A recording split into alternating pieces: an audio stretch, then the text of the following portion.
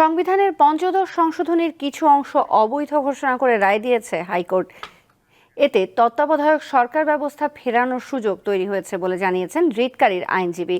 রায়ে গণভোট পুনর্বহালের কথাও বলা হয়েছে। সংবিধানের পঞ্চদশ সংশোধনীর বৈধতার প্রশ্নে দায়েরকৃত দুটি রিটের ওপর মঙ্গলবার রায় ঘোষণা করে হাইকোর্ট।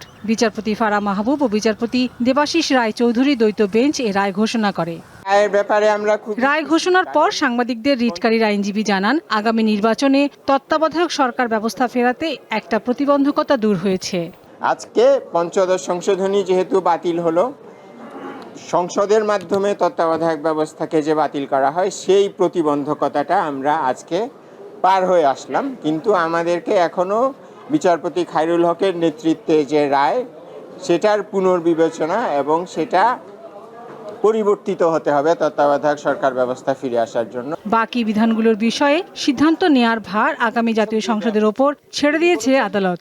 রায়ে আদালত বলেছে, সংসদ আইন অনুসারে জনগণের মতামত নিয়ে বিধানগুলো সংশোধন, পরিমার্জন ও পরিবর্তন করতে পারবে।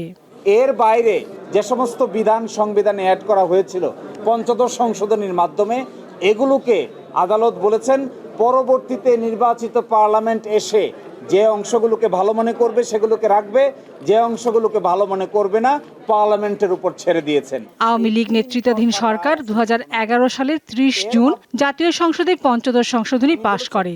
2011 সালের 3 জুলাই তাতে অনুমোদন দেন রাষ্ট্রপতি। তবে 5 আগস্টের পর পঞ্চদশ সংশোধনীর বৈধতা চ্যালেঞ্জ করে হাইকোর্টে দুটি রিট দায়ের করা হয়। প্রথম রিট আবেদনটি করেন সুশাসনের জন্য নাগরিক সুজনের সম্পাদক ডক্টর বদিউল আলম মজুমদার সহ আরো কয়েকজন। তিনি বলছেন এই জন্য পার্লামেন্ট প্রয়োজন হয়।